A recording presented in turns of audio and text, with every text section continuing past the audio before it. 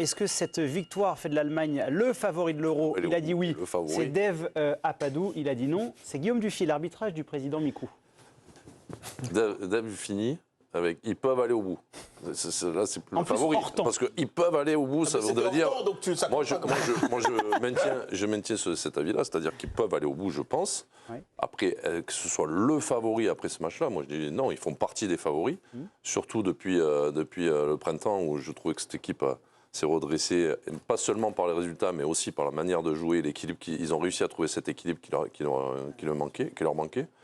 Donc ils font partie des favoris, mais ce n'est pas cette victoire-là qui a été fantastique, qui me fait dire qu'il n'y a plus qu'eux qui sont vraiment au-dessus de tous. Moi, je ne pense pas. Ils n'allaient certainement pas abîmer une amitié de 20 ans en ne donnant pas le point. J'ai pas d'amitié. Et donc, ça sera match nul. Non, donc, point pour Guillaume Dufy. Pour lui. Régis, juste sur le match de ce soir, parce que, bon, évidemment, il y a cette victoire des Allemands face à l'équipe de France. Mais là, ils ont tapé très, très fort. Qu'est-ce qui vous a le plus impressionné dans cette équipe? Il y a une maîtrise quand même globale importante de leur part. Après, il faut s'arrêter, bien regarder le match, le scénario du match, tout s'est bien passé pour eux. Le premier but à la 10e, le deuxième but à la 19e, ce penalty juste avant la mi-temps, le carton... Largement mérité le penalty. Oui, il y a penalty, il n'y a pas de souci. Le carton rouge, donc tout s'est bien passé pour eux. Donc ça les aura permis de dérouler. On a vu beaucoup de belles choses, mais contre une équipe relativement assez faible de l'Écosse. Ça a été compliqué. Ils avaient pris une option de jeu à défendre très très très bas. Et quand vous prenez un but aussi rapidement au bout de 10 minutes, après ça devient compliqué aussi pour l'adversaire. Et là, l'Allemagne a pris le dessus sur tous les compartiments du jeu. Donc, Timothée, quand même, avant le premier but, sur les 10 premières minutes, il y a quand même une impression de force sur la récupération, la hauteur, l'intensité. C'était bluffant quand même. Oui, c'était bluffant, mais je rejoins Régis sur la qualité de l'adversaire. C'est-à-dire qu'en fait, on a vu notamment Jonathan Tah ou Rudiger récupérer des ballons extrêmement hauts, mais aussi parce que les attaquants étaient complètement absents, que cette équipe d'Écosse, aujourd'hui, elle n'était pas invitée. Il y avait des vagues, encore des vagues. Et vous ajoutez à ça un carton rouge qui arrive assez tôt dans la rencontre. Donc, quand c'est le Paris Saint-Germain, on dit tiens, il y a eu un carton, ça amenuise la qualité de leur victoire. C'est différent, c'est que dans le cas du PSG, ça change le scénario du match. Là, le carton rouge, il intervient 3-0. Il ne change pas le scénario du match, simplement, il le facilite.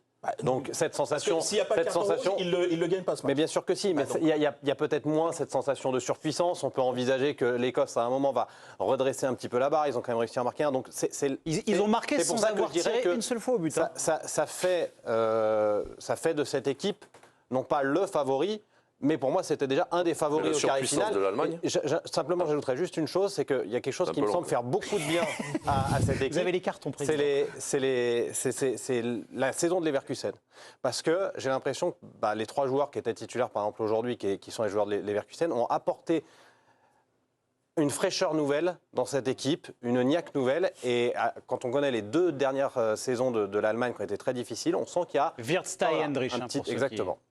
Andrich qui est sorti à la mi-temps puisqu'il avait mais la surpuissance de l'Allemagne, on la voit en première mi-temps surtout. À 11 contre 11, il n'y a pas match. C'est pas le carton rouge qui fait changer le match. Tu vois, s'ils avaient souffert en première mi-temps, que ça a été compliqué, il y a le carton rouge et derrière en deuxième mi-temps, il les écrase, oui. Mais moi je trouve que c'est vraiment en première mi-temps qu'il les surpasse, quoi.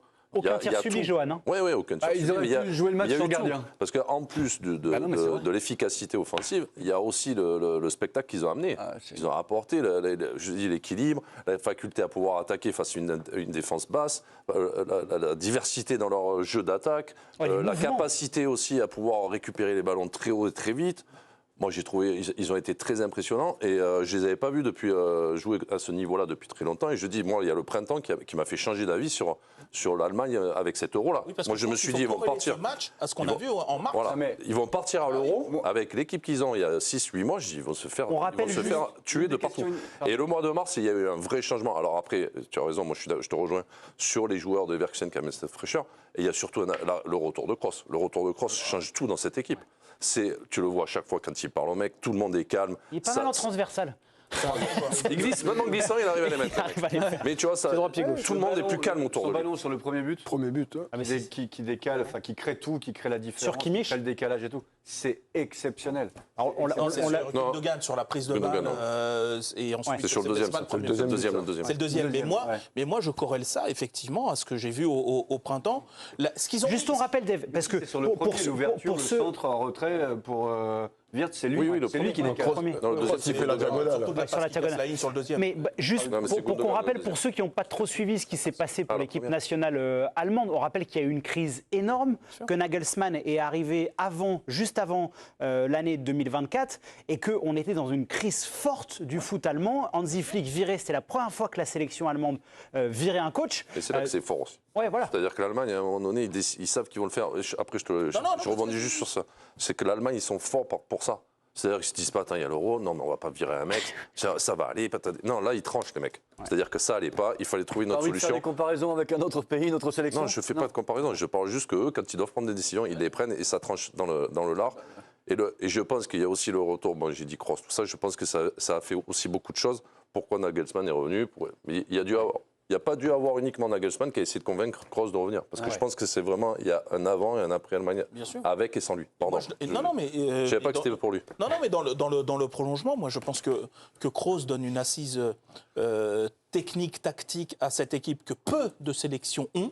Je pense que peu de sélections ont ce type de joueur, chef d'orchestre, quarterback, meneur. C'est vraiment quarterback quand on voit le match. Il y a vraiment cette sensation. Et comme en plus, les mecs de devant, c'est quand même des mecs super intelligents, qui savent se déplacer, prendre l'espace dans le bon timing, contrôler un ballon, ils savent faire ça très très bien. Non, mais ce que je veux dire, c'est que ce que je leur ai vu faire à l'équipe de France en mars, et d'ailleurs je pense que c'est pas étranger au retour de N'Golo Kanté, parce que je pense que Didier Deschamps, il a vu ça, il a pris peur quand même, parce qu'il s'est dit là on a une équipe qui nous a marché dessus de la première à la dernière minute. Ça fait longtemps que j'avais pas vu l'équipe de France se faire jongler de cette façon. Je le corrèle à cette entrée en matière. Encore une fois, on banalise. C'est un premier match. Non, on banalise pas. Non, mais on peut s'enflammer, mais dire que l'Allemagne est aujourd'hui le favori, voilà. D'accord, sortons de ce débat. On s'enflamme. Non, mais sur l'impression. Sortons d'un débat que tu as perdu. Non, mais c'est pas ça. Sur l'impression, avec toi, il n'y aurait pas de débat. Tu dirais un peu oui, un peu non. Ah oui, ils m'ont impressionné, mais j'en fais pas quand même. Tu veux faire des débats tièdes, bon, très bien. Un peu de nuance. Oui, un peu de nuance. Pas de nuance dans l'équipe du soir. Ici, on prend position. Monsieur, t'as fait longtemps que t'en as pas fait. Non, mais. Il changera d'avis dans 3 jours. Exactement. Je serais d'une violence terrible. Non, mais sorti de ça, c'est une des sélections sur ces derniers temps qui me fait la plus belle impression avec le Portugal et l'Espagne. Je trouve que c'est les 3 équipes qui me donnent l'impression de jouer un foot, presque un foot de club. Tu sais, le foot de sélection. Et comme quoi, tu vois, on peut bien jouer au foot et avoir envie de gagner les matchs. Mais il y a un message là. Uniquement se dire, on défend et on va gagner. Est-ce qu'il y aurait un message? Il n'y a pas de message. T'as mis du temps avant de l'envoyer le message. Souvent, pas tous en même temps, messieurs. Non, parce que souvent, on te dit, non, mais nous, on veut gagner, bien jouer, c'est autre chose. Non, là, c'est un ensemble. On joue bien pour gagner les matchs. On parlait du Guillaume de Kroos, mais il y a quand même des joueurs dans cette équipe avec un QI football exceptionnel, parce que dans l'axe, tu as quand même Kroos, un peu plus haut, tu as Gundogan, qui est aussi exceptionnel. Kimmich, qui retrouve son poste de latéral droit. Bon, franchement, ça change un peu quand même les choses sur la qualité de pied, sur les centres. Enfin voilà, c'est une équipe fantastique. Mais franchement, Wirtz, et les deux gosses, Musiala et Wirtz devant, qui ont été à la perte du ballon, ils n'en ont pas perdu beaucoup, mais ils ont défendu comme des chiens sur 2-3 secondes, 4 secondes, ce qui ont permis aux Allemands de récupérer très vite le ballon. Très franchement, faire de ce match d'ouverture, c'est souvent des daubes, hein. Ah oui, voilà, c'est souvent des grosses daubes. Bon, aujourd'hui, ils nous auront un peu réconciliés avec les matchs d'ouverture des grandes compétitions. Mais franchement, et on peut s'enflammer. Presque d'accord avec moi, dis donc. Mais ouais, mais c'est... juste par rapport à ce que disait Guillaume, on a beaucoup parlé de Wirtz, Musiala, Toni Kroos. On en parlera tout à l'heure dans les notes. D'ailleurs, si vous notez les joueurs, vous pouvez... Ah, c'est fini déjà. J'avais juste une petite relance.